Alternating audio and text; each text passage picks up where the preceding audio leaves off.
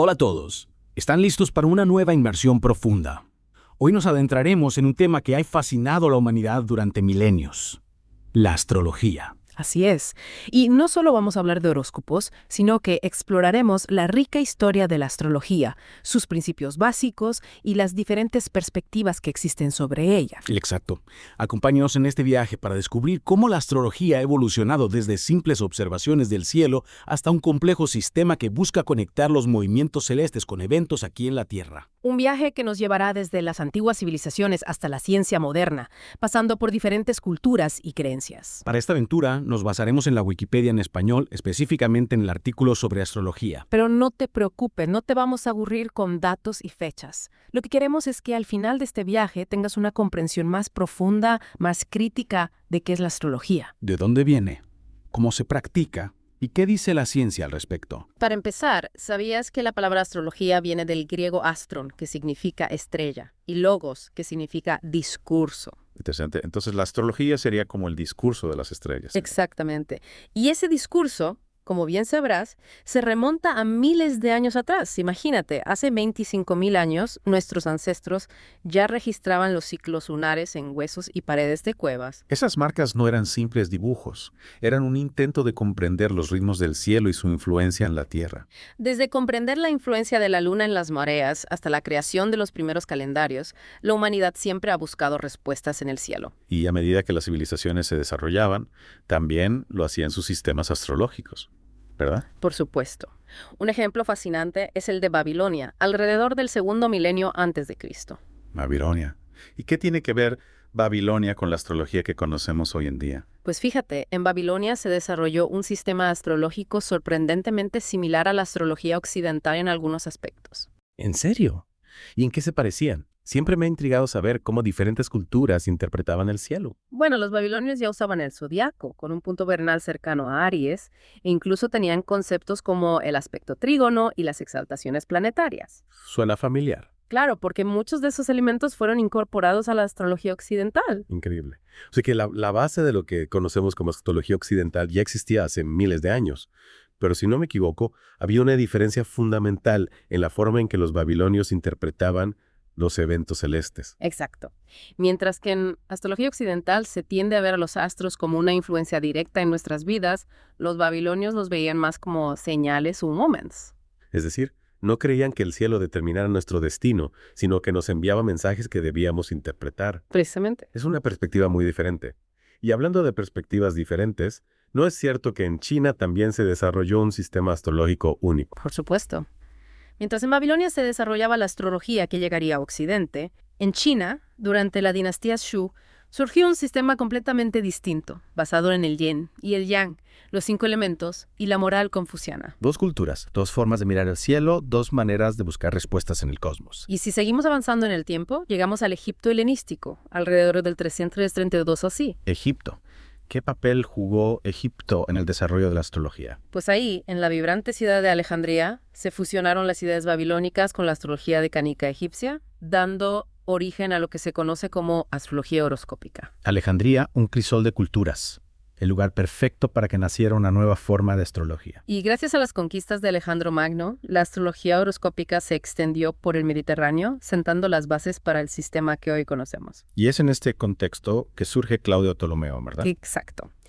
En el siglo II DC, Ptolomeo escribió el Tetrabiblos, un tratado que se convertiría en la piedra angular de la astrología occidental. ¿El Tetrabiblos? La Biblia de la astrología occidental. Un libro que ha influido en la interpretación de los horóscopos durante siglos. ¿Y cuál es la idea principal del Tetrabiblos? ¿Qué es lo que lo hace tan importante? Bueno, una de las ideas clave que Ptolomeo introduce es la importancia de la carta astral. La carta astral, ese mapa del cielo en el momento del nacimiento que se utiliza para interpretar la personalidad y el destino de una persona. Exactamente. Es decir, que Ptolomeo no se limitó a describir las características de los signos del zodiaco, sino que creó un sistema para analizar la posición de los planetas en el momento del nacimiento y su supuesta influencia en la vida de un individuo. Así es. Y esa idea, la de la carta astral como una especie de mapa personal del cosmos, ha sido fundamental para el desarrollo de la astrología occidental hasta nuestros días. Es fascinante cómo una idea que surgió hace casi 2000 años sigue siendo relevante en la actualidad. Pero si seguimos la línea del tiempo, ¿Qué pasó con la astrología después del Imperio Romano? ¿Cómo llegó hasta nosotros? Buena pregunta.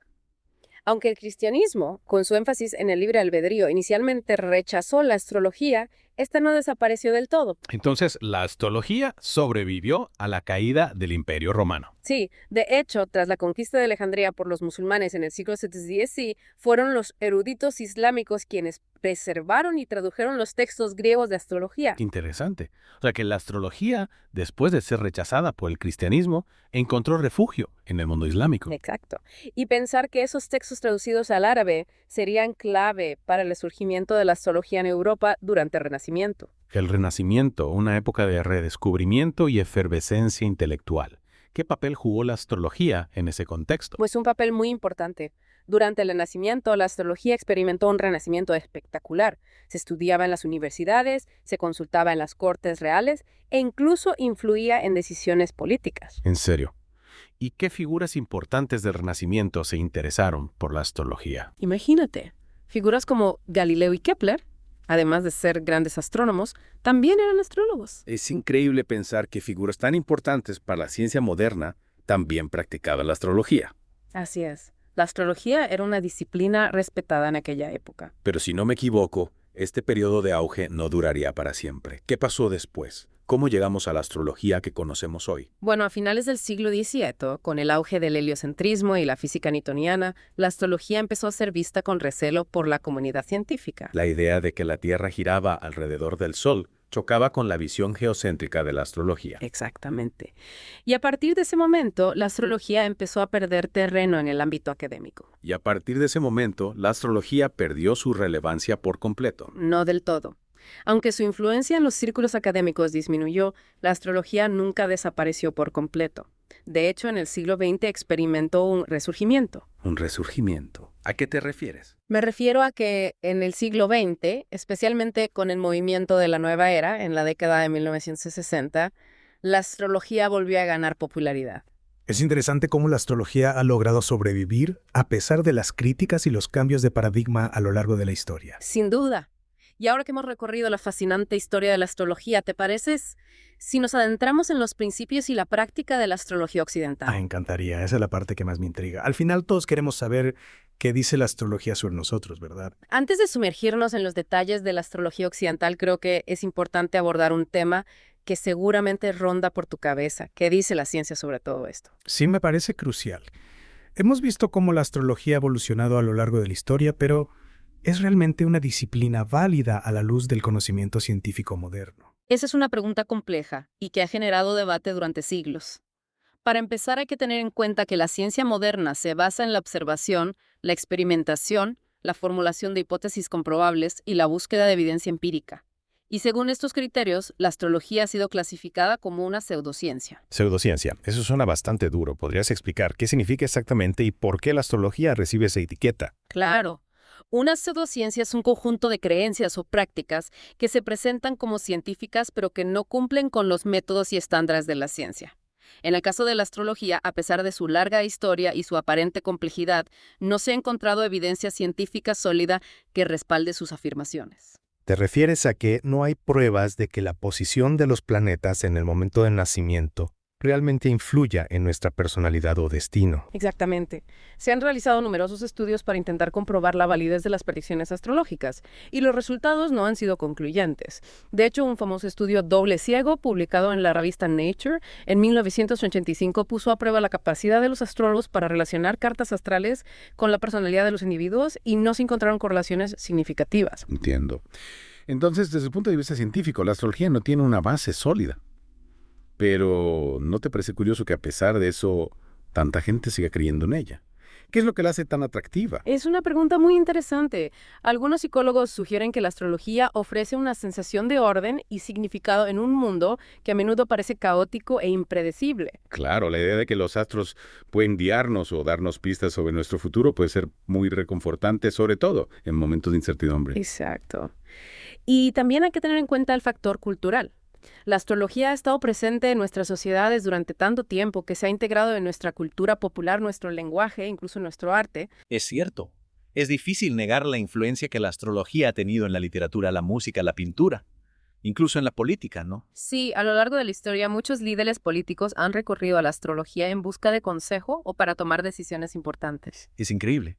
Entonces, aunque la ciencia no respalde la astrología, no podemos ignorar su impacto cultural y su significado para muchas personas. Precisamente. Y ahora que hemos explorado las perspectivas científica y cultural, creo que es importante también hablar de la visión teológica.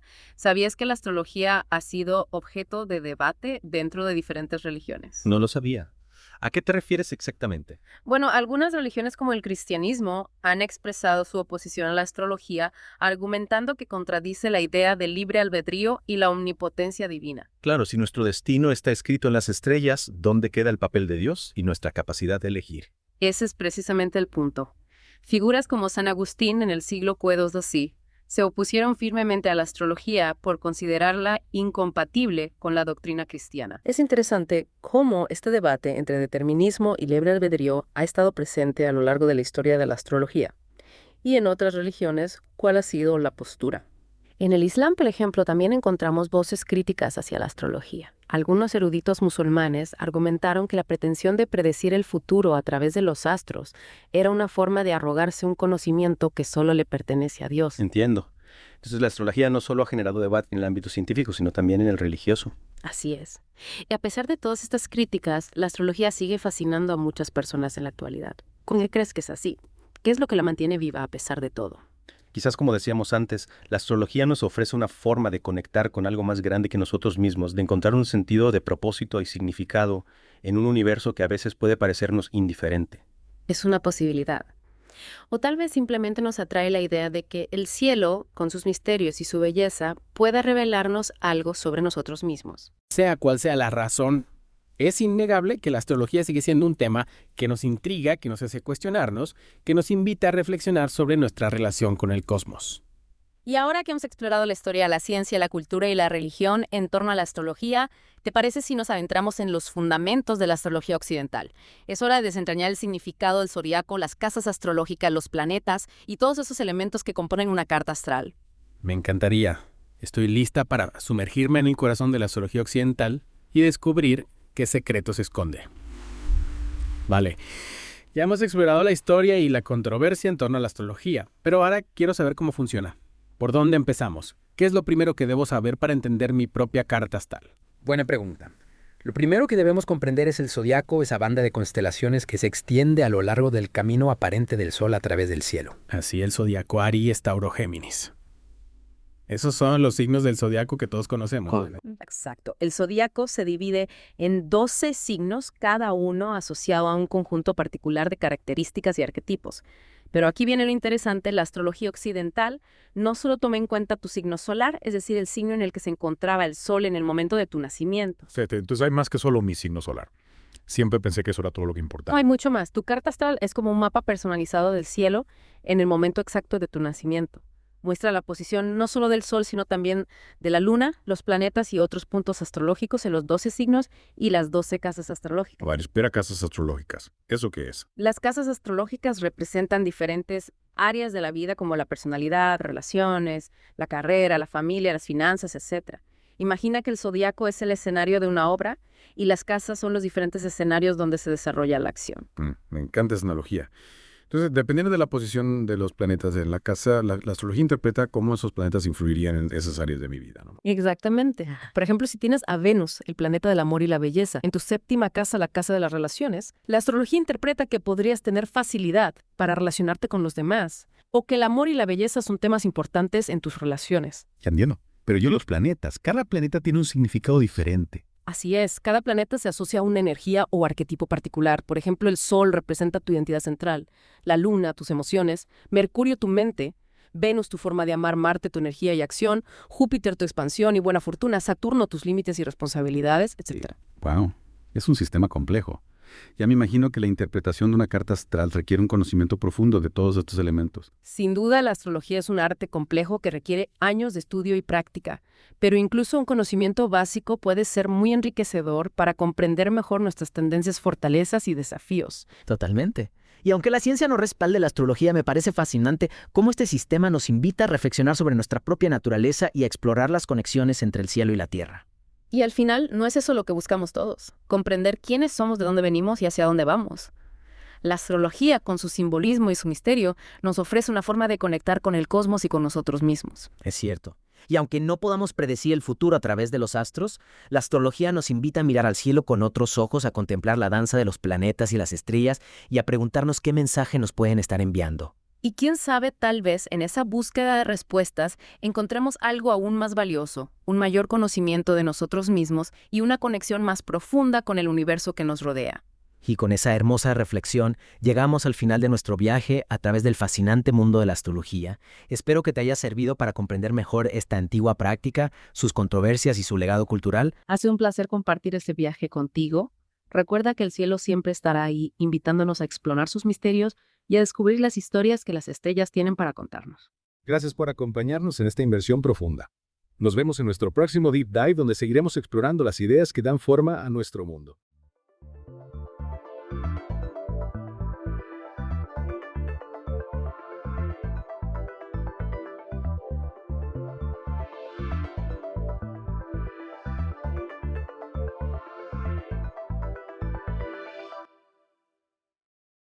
Listos para una nueva inversión profunda.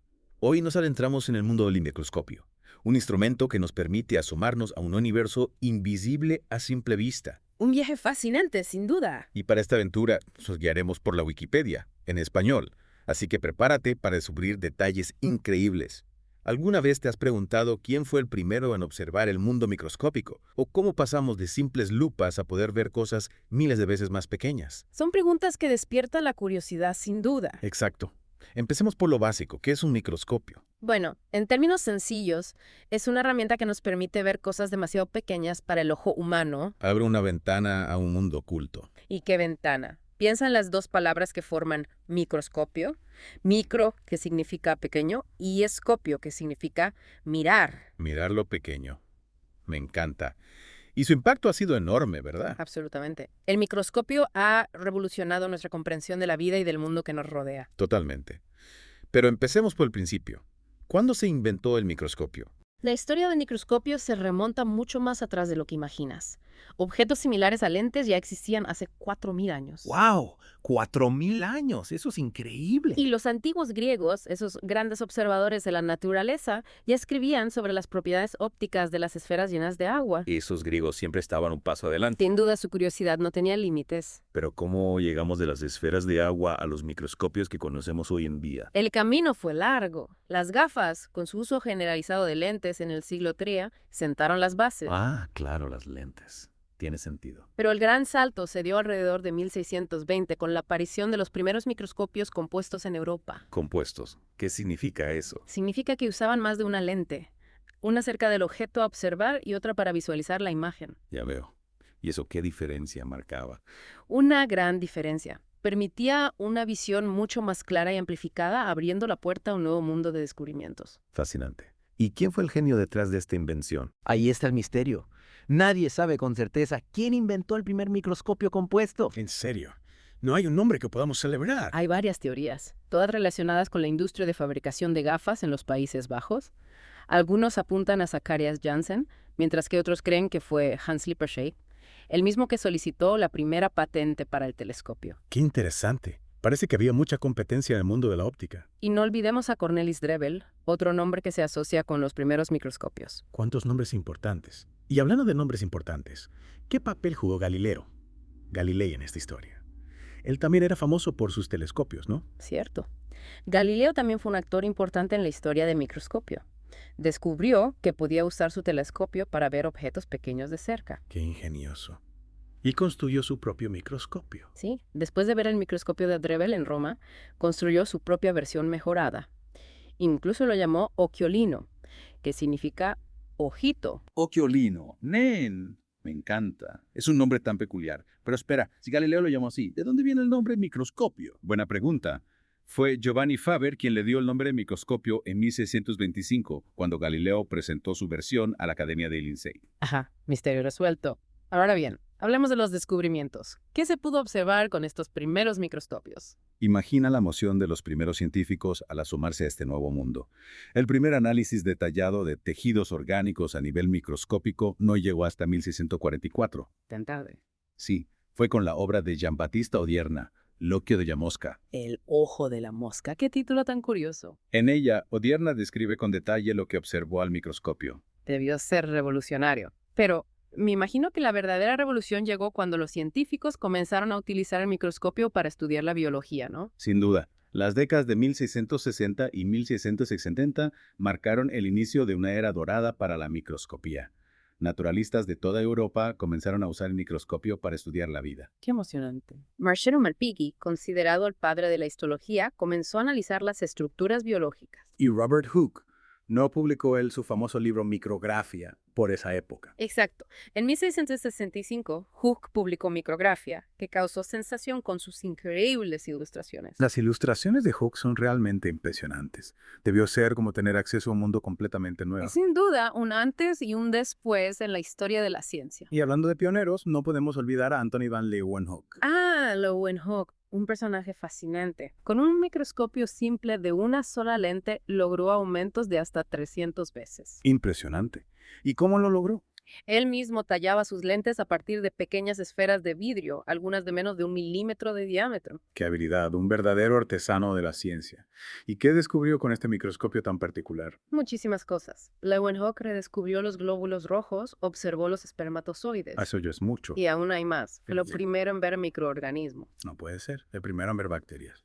Exacto. Abrió las puertas a un mundo microscópico lleno de vida, sentando las bases para la bacteriología. ¡Qué descubrimiento tan importante! Imagina lo impactante que fue descubrir que había todo un universo invisible a nuestro alrededor. Un universo que, sin el microscopio, seguiría siendo un misterio para nosotros. Y todo gracias a la habilidad de Leeuwenhoek para crear lentes diminutas. Una verdadera proeza. Ahora bien, ¿qué pasó después? ¿Siguieron evolucionando los microscopios? Por supuesto. En 1665, William Harvey, al estudiar la circulación sanguínea, pudo observar los capilares sanguíneos gracias al microscopio. Otro gran avance. Y Robert Hooke, con su micrografía, no se quedó atrás. Observando un delgado corte de corcho, notó que era poroso, con pequeñas cavidades que llamó células. Hooke fue el primero en ver células. ¿Verdad? Sí, aunque fueran células muertas. Fue la primera vez que se observaron. Un hito en la historia de la biología. ¿Y quién observó las primeras células vivas? Ese honor le corresponde a Marcello Malpighi, unos años después. Fue el primero en estudiar tejidos vivos al microscopio. Otro pionero de la microscopía. Es fascinante cómo estos científicos fueron desvelando los secretos del mundo microscópico, uno tras otro. Una verdadera cadena de descubrimientos que transformó nuestra comprensión de la vida. ¿Y qué pasó con el desarrollo del propio microscopio? ¿Hubo mejoras significativas en los siglos siguientes? En el siglo XVIII, los avances se centraron principalmente en la mecánica del microscopio. En la mecánica. Sí, mejorando su estabilidad y facilidad de uso. Sin embargo, la óptica no experimentó grandes cambios hasta el siglo XIX. ¿Y qué cambios hubo en la óptica? Se descubrió que la dispersión y la refracción de la luz se podían modificar combinando 2 o más medios ópticos. Suena complicado. Lo era, pero este descubrimiento dio lugar a la creación de objetivos acromáticos de excelente calidad. ¿Y qué ventajas ofrecían estos objetivos? Permitían obtener imágenes mucho más nítidas y claras, libres de las distorsiones cromáticas que afectaban a los microscopios anteriores. Un gran avance para la observación de estructuras microscópicas.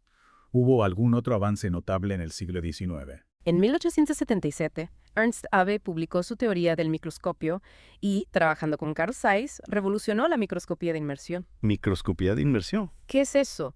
Es una técnica que utiliza un líquido, como el aceite de cedro, entre el objetivo del microscopio y la muestra. ¿Y eso para qué sirve?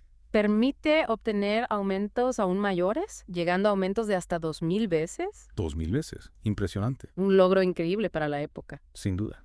Y a partir de ahí, ¿qué rumbo tomó la evolución del microscopio? A principios del siglo XX se alcanzó el límite teórico de los microscopios ópticos. Un límite. ¿Qué quieres decir? Ya no era posible obtener aumentos superiores a 500 solo milíneos con este tipo de microscopio. ¿Y eso significaba que se había llegado al final del camino para la microscopía? Para nada. La ciencia siempre busca superar los límites. Me encanta esa actitud. El deseo de observar los detalles de las estructuras celulares, como el núcleo o la mitocondria, llevó al desarrollo de un nuevo tipo de microscopio. Un nuevo tipo de microscopio. ¿De qué se trata? Del microscopio electrónico, pero esa es una historia para la segunda parte de nuestra inmersión. No puedo esperar a escucharlo. Seguimos explorando el apasionante mundo del microscopio. Sí. En la primera parte viajamos desde las primeras lentes hasta la llegada del microscopio óptico y sus increíbles descubrimientos. Vimos cómo este pequeño gigante nos permitió descubrir un universo invisible a simple vista, lleno de células, bacterias y otras maravillas. Exacto. Un mundo que antes solo podíamos imaginar. Pero como bien dijiste, al final de la primera parte, la historia no termina ahí. No, no termina. Nos quedamos con la intriga del microscopio electrónico. Ahí es donde retomamos nuestro viaje. A principios del siglo XX, los científicos se encontraron con una barrera. Los microscopios ópticos, a pesar de todas sus mejoras, tenían un límite de aumento. ¿Un límite? ¿A qué te refieres? No se podía ir más allá de 500 o 1000 IQs con ese tipo de microscopio. Ya veo. Y eso era un problema. Claro, la curiosidad científica siempre busca ir más allá, ¿no? Querían ver con más detalle las estructuras celulares, como el núcleo o la mitocondria. Claro, esos pequeños componentes de la célula que son tan importantes. Exacto. Y ahí es donde entra en escena el microscopio electrónico. El microscopio electrónico. Había oído hablar de él, pero no sé mucho al respecto. Bueno, el microscopio electrónico utiliza un haz de electrones en lugar de luz para iluminar la muestra. Electrones. Eso suena muy complejo. Lo es, pero a la vez es fascinante. Los electrones tienen una longitud de onda mucho más corta que la luz visible, y eso permite alcanzar aumentos mucho mayores. Ah, ya entiendo. Por eso se pueden ver cosas más pequeñas. Exactamente. Y gracias a eso, el mundo microscópico se abrió aún más. Qué increíble. ¿Y cuándo se inventó este microscopio electrónico? El primer microscopio electrónico de transmisión, o TEM por sus siglas en inglés, fue desarrollado por Max Knoll y Ernst Ruska en Alemania en 1931. En 1931. No hace tanto tiempo en realidad. Y con este microscopio se lograron aumentos de hasta 100,000 veces. 100,000 veces. Eso nos permite ver cosas realmente diminutas. Cosas que antes eran completamente invisibles para nosotros. Es asombroso. Y hablando de microscopios electrónicos, ¿qué hay del microscopio electrónico de barrido? Es lo mismo que el de transmisión. No son exactamente lo mismo. El microscopio electrónico de barrido, o SEM por sus siglas en inglés, se desarrolló un poco más tarde, en 1942. En 1942. Interesante. ¿Y en qué se diferencian? El SEM, en lugar de transmitir los electrones a través de la muestra, los hace rebotar en la superficie. Rebotar. ¿Y eso para qué sirve? Para crear una imagen tridimensional de la muestra. Ah, ya veo. Entonces, con el TEM vemos el interior de las muestras y con el SEM vemos la superficie en detalle. Exactamente. Son dos herramientas increíbles para explorar el mundo microscópico desde diferentes perspectivas. Qué fascinante. Pero espera, ¿hay más tipos de microscopios? En la primera parte mencionaste brevemente los microscopios de fluorescencia y de sonda de barrido. Tienes buena memoria. Efectivamente, además de los microscopios ópticos y electrónicos, existen otros tipos de microscopios, cada uno con sus propias características y aplicaciones. Me encantaría saber más. Empecemos con los microscopios de fluorescencia. ¿Cómo funcionan? Los microscopios de fluorescencia utilizan una luz de una longitud de onda específica para excitar las moléculas de la muestra. Excitar las moléculas. ¿Y eso qué significa? Significa que las moléculas absorben la energía de la luz y luego la emiten a una longitud de onda diferente. Y eso crea una imagen. Sí, una imagen brillante y colorida. Es como si las moléculas se iluminaran. Suena muy visual. ¿Y para qué se utiliza esta técnica? Es muy útil para estudiar la distribución de moléculas específicas dentro de las células. Por ejemplo, podemos marcar proteínas o ADN con tintes fluorescentes y observar su ubicación y movimiento en tiempo real. ¡Wow! Es como ver una película en miniatura de lo que sucede dentro de la célula. Exactamente. Podemos seguir el movimiento de las moléculas, ver cómo interactúan entre sí y comprender mejor los procesos biológicos. Increíble. Y hablando de técnicas increíbles, ¿qué me dices de los microscopios de sonda de barrido? Esos también utilizan electrones. No, los microscopios de sonda de barrido funcionan de manera diferente. Utilizan una punta muy fina, a veces de un solo átomo de grosor, para escanear la superficie de la muestra. Una punta de un solo átomo. Eso sí, es pequeño. Increíblemente pequeño. Y esta punta interactúa con la superficie de la muestra a nivel atómico. A nivel atómico. ¿Y cómo se crea una imagen a partir de eso? La punta registra las fuerzas que se producen entre ella y la superficie de la muestra. Estos datos se utilizan para crear una imagen tridimensional de la superficie con una resolución increíble. Es como tener un dedo diminuto explorando el mundo atómico. Una analogía muy acertada. ¿Y qué tipo de información podemos obtener con estos microscopios de sonda de barrido? Podemos obtener información sobre la topografía de la superficie, su composición química, sus propiedades magnéticas e incluso su conductividad eléctrica. Es una herramienta muy versátil. ¿En qué campo se utiliza? En muchos campos, como la nanotecnología, la ciencia de materiales y la biología. Es increíble la variedad de microscopios que existen, cada uno con sus propias fortalezas y aplicaciones. Pero, ahora que ya conocemos los diferentes tipos, me gustaría saber más sobre su impacto en el mundo real.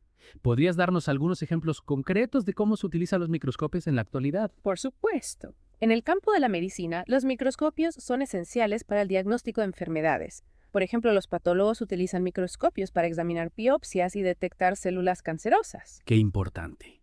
Un diagnóstico temprano puede marcar la diferencia en el tratamiento del cáncer. Exactamente.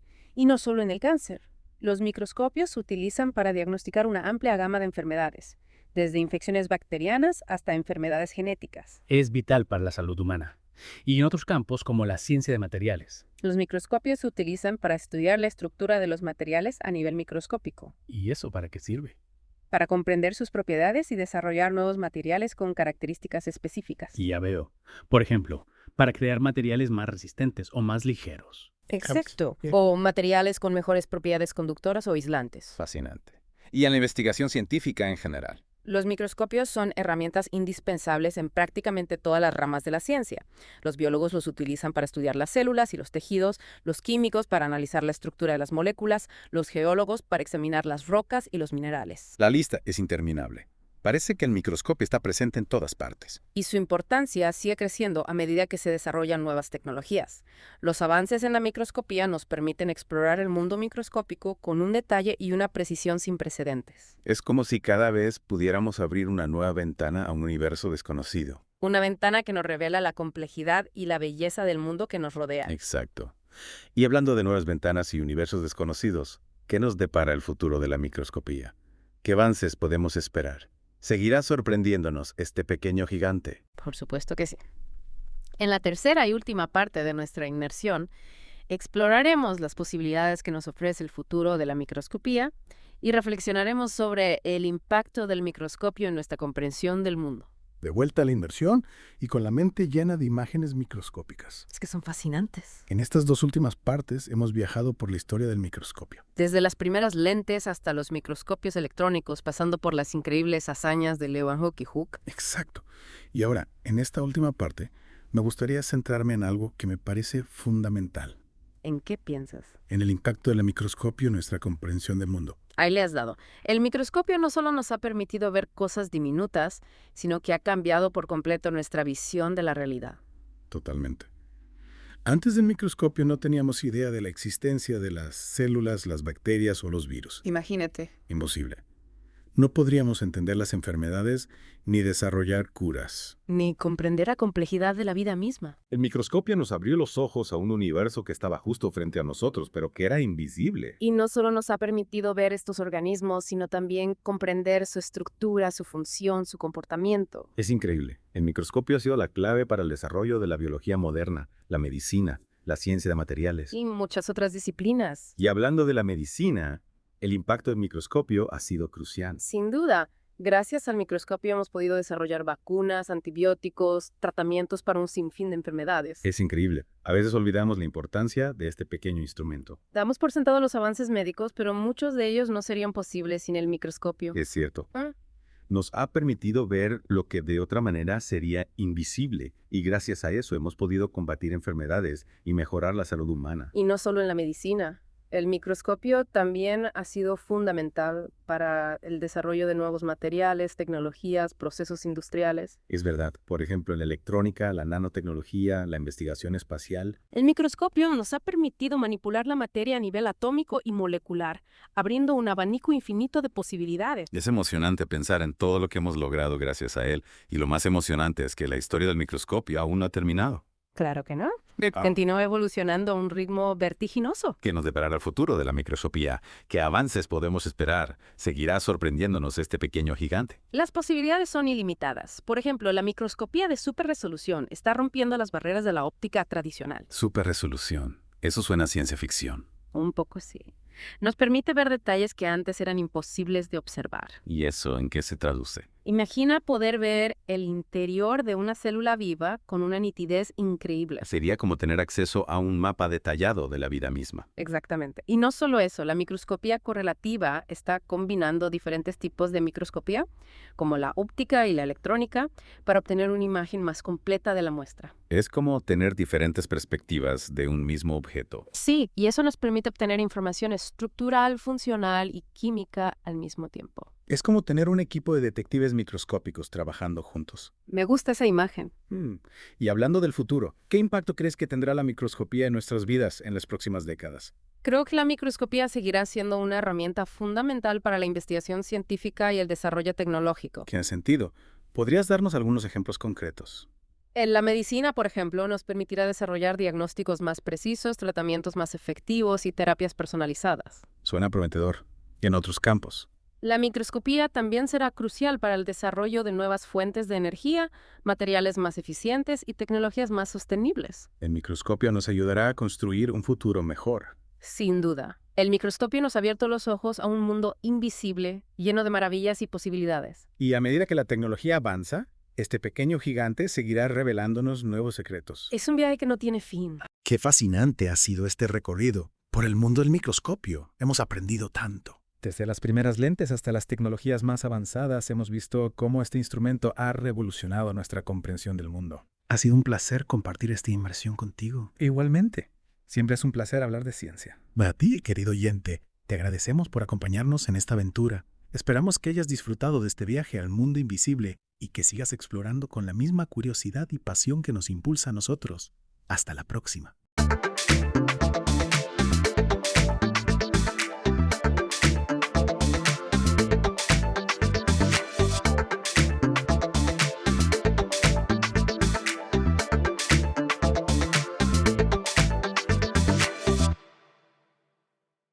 Bienvenidos a nuestra inversión.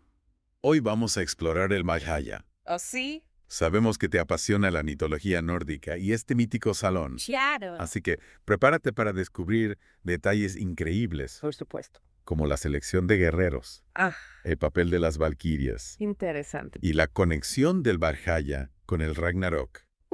El fin del mundo. Para esta inmersión, ¿Sí? vamos a usar el artículo de Wikipedia en español sobre Valhalla. Me parece bien. Lo interesante del Valhalla es que va mucho más allá de ser un simple lugar. Cierto. Es un concepto que ha inspirado el arte, la literatura Sí. y hasta nuestro lenguaje. Oh, sí. Su influencia perdura hasta nuestros días. Totalmente. Empecemos por lo básico. ¿De acuerdo? ¿Qué es exactamente el Valhalla? Bueno, en la mitología nórdica, el Valhalla es un majestuoso salón ubicado en Asgard. Asgard. El reino de los dioses gobernado por Odín. Por Odín. Es un paraíso para los guerreros que mueren valientemente en batalla. Ya veo. Donde se preparan para el Ragnarok. Pero cualquier guerrero puede entrar. Esa es una buena pregunta. Siempre imaginé que debía ser un honor, Sí, reservado para los más valientes. tienes razón. No todos los guerreros que caen en batalla acceden al Valhalla. Entiendo. Odín elige solo a la mitad para unirse a los Añarjar, Hermanita. sus hijos adoptivos. La otra mitad se dirige a Folkvang, Folkvang. un campo gobernado por la diosa Freyja. Espera, solo la mitad. Sí. ¿Qué criterios utiliza Odín para elegir? Esa es una pregunta fascinante. Las fuentes no son totalmente claras al respecto, pero podemos deducir que se busca la valentía, Ajá. la destreza en combate. Claro. Y la lealtad a los dioses. Tiene sentido. Imagina a las valquirias. Esas guerreras divinas sobrevolando los campos de batalla Wow, y decidiendo el destino de cada alma. es increíble. ¿Verdad? ¿Y qué ocurre dentro del Valhalla? Bueno. ¿Cómo es la vida allí? Las Edas. La fuente principal de información sobre la mitología nórdica nos ofrecen descripciones detalladas. Entiendo. Por ejemplo, en la Edda poética, Ajá. específicamente en los poemas Grimnismal Grimnismal. y Helgakvía Hondingsbana Siquiera. Helgakvida Hondingsbana de Canon. Se describe el Valhalla como un salón imponente con 540 puertas. Y que 40 puertas. Así es. Debe ser enorme. Exacto. ¿Y para qué tantas? Según Grimnismal, Ajá. por cada una de esas puertas saldrán 800. Iñarjar durante el Ragnarok. Ya ves. Para luchar contra el lobo Fenrir. ¿Contra Fenrir? Imagínate la escena. Un ejército colosal de guerreros emergiendo del Valhalla. Wow. para enfrentarse al fin del mundo. Yeah, es una imagen épica. Mm. ¿Y qué hacen los guerreros en el Valhalla mientras esperan el Ragnarok? Buena pregunta. Solo se sientan en esos bancos cubiertos de cotas de malla. Para nada. Se entrenan constantemente para la batalla final, Ya. perfeccionando sus habilidades Ajá. y preparándose para el combate. Pero también se deleitan con grandes banquetes, Banquetes. bebiendo hidromiel y festejando con los dioses. Un festín eterno. Exacto. Eso sí que suena a paraíso para un guerrero, Cierto. de donde sale tanta comida y bebida. No. Me imagino un supermercado en el Valhalla. Según la Edda prosaica, Ajá. en el Valhalla se come la carne del jabalí Sarimnir, Sarimnir. que mágicamente vuelve a la vida cada día después de ser cocinado. Sí. Y la bebida, por supuesto, es el hidromiel. Sí. Y mana sin cesar de las ubres de la cabra Hirún, Airún. una criatura mágica Ah. que se alimenta de las hojas del árbol Lera de Airona. Espera un jabalí que revive Sí. y una cabra que produce hidromiel infinito. Increíble, ¿verdad? La mitología nórdica nunca deja de sorprenderme. Fascinante. ¿Y el árbol lerar Claro, tiene algún significado especial? claro que sí. Mm. El Larar no solo alimenta a Irún, sino que también sirve de alimento ciervo a Eikirnir. De sus astas caen gotas Cotas. que alimentan el Oshöverjunmir, la fuente de la que nacen todos los ríos del mundo. Increíble. Es como un ecosistema mágico que conecta el Valhalla con el mundo. Exactamente. Pero volviendo a los banquetes, Claro. ¿quién sirve a los guerreros? ¿Acaso tienen sirvientes en el Valhalla? Pues las valquirias no solo eligen a los guerreros que entran al Valhalla, sino que también se encargan de servirles hidromiel Servirles. y atenderlos durante los banquetes. Entonces las valquirias no son solo guerreras divinas, No. sino también camareras. Su papel es multifacético. Ah. Son guerreras guías de las almas. Ah. Y sí también sirven en los banquetes del Valhalla. Ya veo. Es una muestra de la importancia de su rol en la mitología nórdica, Fascinante. ¿verdad? Las valquirias son mucho más que simples guerreras. Exacto. Son figuras clave en la cosmogonía nórdica. Totalmente de acuerdo. Y hablando de cosmogonía, la Edda prosaica también nos habla de la construcción del Valhalla Ajá. al principio de los tiempos. Qué interesante. ¿En serio? Sí. ¿El Valhalla es tan antiguo como el propio mundo? Según Gylfaginning, sí. Gylfaginning. El Valhalla fue construido al mismo tiempo que el mundo, Vaya. lo que le da un significado aún más profundo. No es solo un lugar para guerreros, Ya. sino un elemento fundamental de la creación. Impresionante. Es increíble cómo cada detalle nos revela más Cierto. sobre el Valhalla Sí, y su importancia en la mitología nórdica. absolutamente. Sigamos explorando el Valhalla y su conexión con el Ragnarok. Sí, dijiste que los guerreros se entrenan para este evento, Exacto, para el Ragnarok. pero necesito más detalles. Claro. ¿Cuál es su papel en esta batalla final? El Ragnarok, Ujú. como sabrás, Sí. es la batalla final entre los dioses Ajá. y las fuerzas del caos. Ya veo. Un evento cataclísmico que marcará el fin del mundo El fin del mundo. y el nacimiento de uno nuevo. Los Ainehar del Valhalla, Ajá. liderados por Odín, Sí. tendrán un papel crucial en esta batalla. Wow. Entonces, no solo disfrutan de banquetes y entrenan, Yo. sino que también tienen una misión en el destino del cosmos. Así. ¿Y contra qué enemigos se enfrentarán? Bueno, se enfrentarán a gigantes monstruos Ajá. y a las fuerzas del caos lideradas por Loki. Por Loki. Imagínate a los Ainehar. Un ejército formidable de guerreros Ajá. luchando valientemente contra hordas de criaturas monstruosas, Wow. mientras el mundo se desgarra a su alrededor. Es una imagen realmente apocalíptica. ¿Es cierto? ¿Y qué pasa con el Valhalla durante el Ragnarok? Bueno, Sobrevive la destrucción. y esa es una pregunta interesante. Las fuentes no son del todo claras sobre el destino final del Valhalla. ¿Sientes eso? Algunas sugieren que también es destruido durante el Ragnarok, Ajá. mientras que otras insinúan que podría sobrevivir Ya. y formar parte del nuevo mundo, que surgirá de las cenizas de la antigua. Es curioso esa incertidumbre sobre el destino del Valhalla. Sí. Parece reflejar la naturaleza imprevisible del Ragnarok. Absolutamente. ¿No crees? El Ragnarok es un evento lleno de misterio Ajá. y ambigüedad. Ya. No solo se trata del fin del mundo, Ajá. sino también de un nuevo comienzo, Ya veo. una oportunidad para un renacimiento. Ajá. Y el destino del Valhalla, Sí. ya sea la destrucción o la continuidad, Claro. forma parte de ese misterio. Es fascinante cómo un concepto tan antiguo como el Valhalla ¿Cierto? puede seguir despertando tantas preguntas e interpretaciones. Sin duda. Y hablando de su perduración, Sí. pasemos ahora a la influencia del Valhalla ¿De acuerdo? en la cultura moderna. Me parece bien. ¿Cómo ha trascendido este concepto mitológico hasta nuestros días? Bueno, el Valhalla ha inspirado a artistas, Ajá. escritores Ajá. y músicos durante siglos. ¿Ya veo? Lo encontramos en la literatura, la música, Ajá. el cine, los videojuegos, incluso en nombres de lugares, monumentos y jardines. Es cierto, recuerdo haber visto el nombre Valhalla Sí. con varios videojuegos, Ajá. especialmente en los de temática vikinga o mitológica. Wow. Pero, ¿puedes darme algunos ejemplos concretos Por supuesto. de su influencia en la cultura moderna? Por ejemplo, en Alemania Ajá. se encuentra el monumento Walhalla, Valhalla. un impresionante edificio neoclásico Ya veo. que alberga bustos de personajes históricos germanos, Ajá. como una especie de panteón inspirado en el Valhalla. Es verdad. Recuerdo haber visto fotos de ese monumento. Sí. Es como si hubieran trasladado el concepto del Valhalla Exacto. a un contexto histórico y cultural diferente. Así es. Y luego tenemos los jardines de Valhalla Ajá. en las Islas Orlingas, Y la sorbenga. en Gran Bretaña, Ajá. donde se exhiben mascarones de proa de barcos naufragados. Es una imagen poética, ¿no crees? Sí. Como si los espíritus de esos barcos Ah. encontraran un lugar de reposo eterno Ajá. en un entorno natural. Una imagen muy bonita. Es una imagen hermosa. Sí. Y hablando de poesía, Claro. no podemos olvidar la influencia del Valhalla en la música. Cierto. Recuerdo la canción Immigrant Song de Led Zeppelin, Immigrant Song. que menciona el Valhalla directamente. Mm, Evoca esa atmósfera épica y guerrera Exacto. y la música metal, Sí. especialmente el subgénero Viking Metal. Ah, También está repleta de referencias al Valhalla, claro. a los dioses nórdicos Ajá.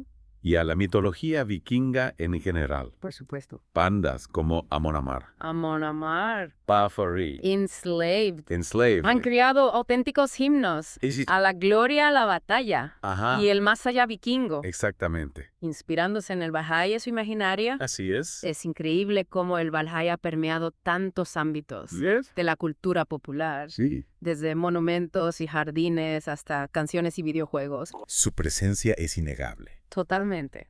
Pero ¿a qué crees que se debe esta fascinación por el Valhalla? Bueno, ¿Por qué un concepto tan antiguo sí. sigue resonando con tanta fuerza en la actualidad? Creo que hay varios factores en juego. Ajá. Por un lado, Sí. el Valhalla nos ofrece una visión romántica de la muerte, un destino glorioso para los guerreros que caen en batalla. Ya veo. Es una alternativa atractiva a la idea de un simple final, Sí. un vacío eterno. Es cierto la idea de un más allá, Ujú. donde los héroes son recompensados por su valentía y sus hazañas. Ajá. Es muy atractiva. Sí, Y no solo para los guerreros, cierto. sino para cualquier persona que busca un sentido de trascendencia Exacto. elegado. El Valhalla nos habla de valores como el coraje, la lealtad, Sí. el honor, Ajá. la búsqueda de la gloria, Gracias. valores que siguen siendo relevantes en la actualidad, Sí. aunque ya no vivamos en una sociedad guerrera. Es como si el Valhalla representara un ideal a seguir, Cierto. un modelo de comportamiento que nos inspira a ser mejores, a luchar por nuestros sueños, a dejar una huella en el mundo. Exactamente. Y al mismo tiempo, Sí. nos conecta con nuestras raíces, Ajá. con la historia, Ajá. con la mitología. Claro. Nos permite explorar nuestro pasado y entender mejor quiénes somos. Así es. Es una mezcla fascinante de historia y mitología y valores universales. Totalmente de acuerdo. No me extraña que el Valhalla siga cautivando la imaginación de tanta gente. Es un concepto muy poderoso.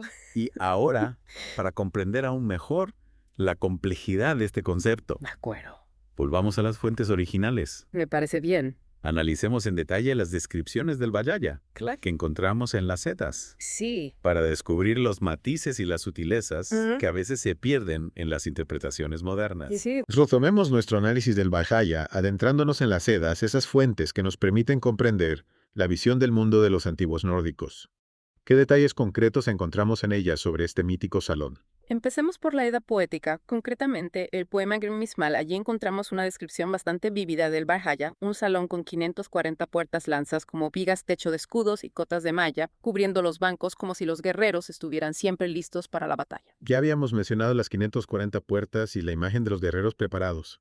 Es curioso cómo esa descripción combina la majestuosidad del lugar con esa tensión, como si la amenaza del Ragnarok siempre estuviera presente. Exacto, el Valhalla no es solo un lugar de descanso y celebración, sino también de preparación constante para la batalla final. Y Grim Mismal también describe las criaturas simbólicas que habitan cerca del Valhalla, como el lobo, el águila, la cabra, Herirún, el ciervo Anir y el árbol Leradar. Hablando de Heirún, recordemos que su leche se convierte en hidromiel, la bebida de los dioses.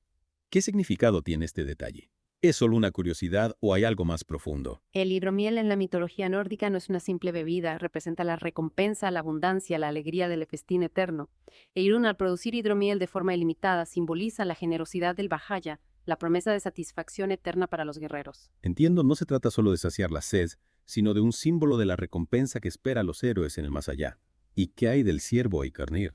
También tiene un significado simbólico. Por supuesto, Eikarnir, al igual que Heirún, se alimenta del árbol. La herar de sus astas caen gotas que alimentan el Everhelmir, la fuente primordial de la que nacen todos los ríos del mundo. Es una imagen poderosa que conecta el Valhalla con el ciclo de la vida, con la naturaleza, con el cosmos mismo. Es fascinante cómo cada detalle, por pequeño que parezca, tiene un significado más profundo. No son simples adornos, sino elementos que nos hablan de la cosmovisión de los antiguos nórdicos. Exacto. Y ahora pasemos a la Edda prosaica, especialmente a Gylfaginning. Aquí encontramos una visión más terrenal del Valhalla a través de los ojos de Gangleri, quien visita Asgard disfrazado de rey Gylfi. Recuerdo esa historia. Gangleri llega al Valhalla y se encuentra con 3 figuras en tronos que representan a Odín. ¿Qué nos revela este encuentro sobre la vida en el Valhalla? A través del diálogo entre Gangleri y las 3 figuras descubrimos detalles sobre la vida cotidiana en el Valhalla. Los guerreros se entrenan para el Ragnarok, se deleitan con banquetes diarios, beben hidromiel. Y las valquirias los atienden. Es una descripción que humaniza a los habitantes del Valhalla, mostrando sus actividades y sus rutinas.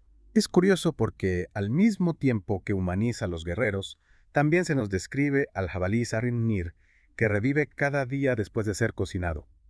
Es una mezcla de realismo y elementos mágicos. Exacto, la Edda prosaica intenta explicar el Valhalla de una forma más racional, pero sin perder de vista su carácter mitológico. Y recordemos que Gylfaginning también nos habla de la construcción del Valhalla al principio de los tiempos como un elemento fundamental de la creación. Es una imagen poderosa, la del Valhalla como un lugar tan antiguo como el propio mundo. Y hablando de perspectivas diferentes, Heimskringla nos presenta el Valhalla desde un punto de vista evemerista como una creencia pagana que perdura en la época de los reyes noruegos. En Heimskringla, la referencia al Valhalla se integra en relatos históricos, como el del rey Hakon I de Noruega, cuyo viaje al Valhalla tras su muerte se describe como parte de un ritual funerario pagano. Es un ejemplo de cómo las creencias mitológicas se entrelazan con la historia. Es interesante cómo, a pesar del paso del tiempo y de la llegada del cristianismo, la creencia en el Valhalla seguía presente en la cultura nórdica. ¿Y qué nos dice Fagreskina? En Fagreskina encontramos el poema Eriksmal, que narra la llegada del rey Erik Oide de Noruega al Valhalla, recibido por Odín y otros héroes. Es una escena grandiosa que destaca el honor concedido a los guerreros que mueren en batalla. Es increíble cómo a través de estas diferentes fuentes podemos reconstruir una imagen tan completa del Valhalla, desde su descripción física hasta su significado simbólico, pasando por su papel en el Ragnarok y su influencia en la historia y la cultura. El Valhalla no es solo un lugar, sino un concepto complejo que ha cautivado la imaginación humana durante siglos. Es un símbolo de gloria, de heroísmo, de recompensa por una vida dedicada a la lucha. Y aunque hoy en día no vivamos en una sociedad guerrera, el Valhalla nos sigue hablando de valores universales. El coraje, la lealtad, la búsqueda, la trascendencia, nos invita a reflexionar sobre el significado de la vida, la muerte y el legado que dejamos en el mundo. Es una invitación a vivir con pasión, a luchar por nuestros sueños, a dejar una huella imborrable en el mundo. Y con esta reflexión final, damos por concluida nuestra inmersión en el Valhalla. Esperamos que te haya inspirado a seguir explorando la rica mitología nórdica y a buscar tu propio Valhalla, ya sea en esta vida o en la siguiente.